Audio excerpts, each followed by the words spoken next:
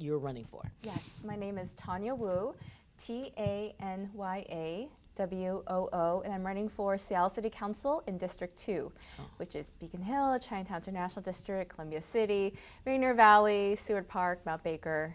An area that's very familiar to you. Yes, I grew up there.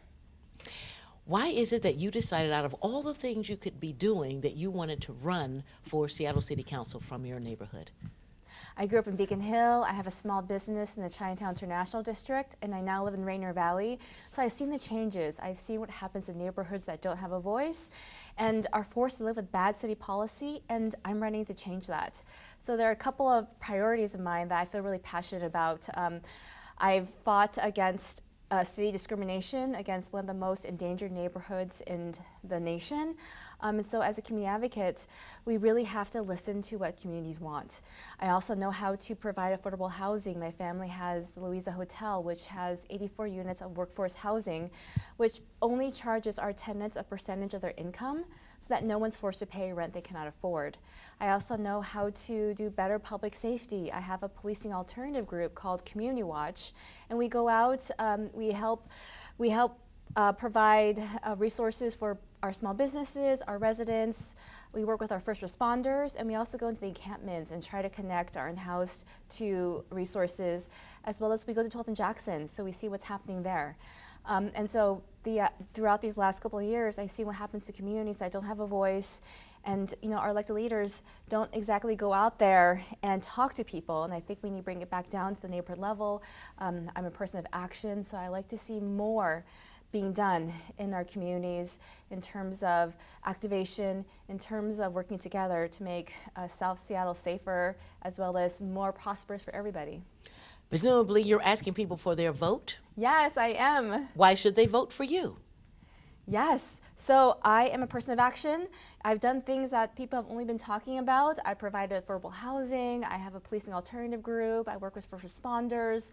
And so I have feet on the ground. I see what's happening in our community. Fentanyl has been on our streets for over 2 years, and now we are putting together a plan. We are now finally coming together and putting together a policing alternative group, their department. I've been doing that for the last 3 years. And we need more affordable housing. I know how to build more. And so all these things that are really essential going forward as a city council person are things I've done I want to do for the entire city. If you are elected, what can those who have put you in office expect to see that perhaps they're not seeing right now from the Seattle City Council? I will show up. And that's what I've been doing. I've knocked on over 10,000 doors. I've talked to many residents and small businesses about how their priorities and concerns are and what they hope to see from the city. I go to as many community festivals, as many meetings as I can, and I think we need to do that extra outreach and engagement to our communities of color, especially our refugee, immigrant, non-English speaking communities. We need to be proactive and go out there versus waiting for people to come to us. And that's similar to the work I've been doing these last couple of years of trying to get people engaged in the government processes. How do we connect people to resources? How do we get more people active in their communities? And so that's something I'm really passionate about and something I plan to do. And most importantly, I think it's being accessible and being transparent. Great. Yes, terrific. I'm excited. And so 3 more weeks until the end of the elections, and it's just getting out there and talking to as many people as I can and just talking about what everyone hopes to see from the city. It's a daunting task running for office. How are you holding up? Oh my gosh, it's great. I love being out there. I love chatting with people. And I love just learning about people's stories. I come from a journalism background, and that was the most important thing, was telling stories, amplifying stories, and just giving voices out there. And so I've been learning a lot about our different neighborhoods. I've walked so many different streets, paved and unpaved, and really seen, from the ground level, what's really happening in our communities. And I want to be able to communicate that to a higher level on the city council. All right, very good. All right.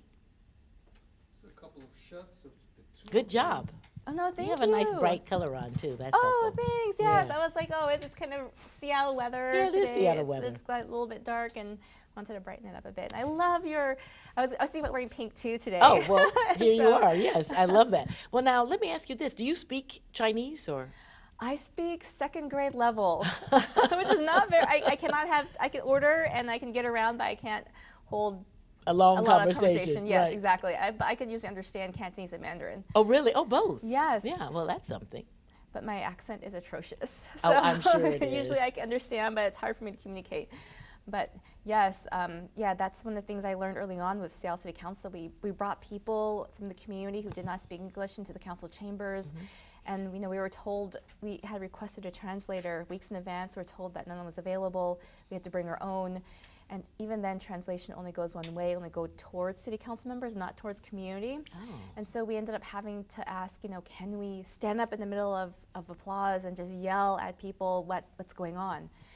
And so realizing, I feel like a lot of our communities of color who do not speak English as a first language are being left behind. And How would you remedy that? making sure that translation is accessible. I know for many of our community events, we have headsets where we have a translator available. They could be online. They don't have to be present. People can have headsets on and be able to listen. And then translation can go both ways, live in person, via Zoom. I think that's really important. But one thing I'm also unhappy about is there's a lack of translated materials in the community when the Broken Window Fund was established. Right. And many people found it hard to navigate that process, especially if they did not speak English as a first language.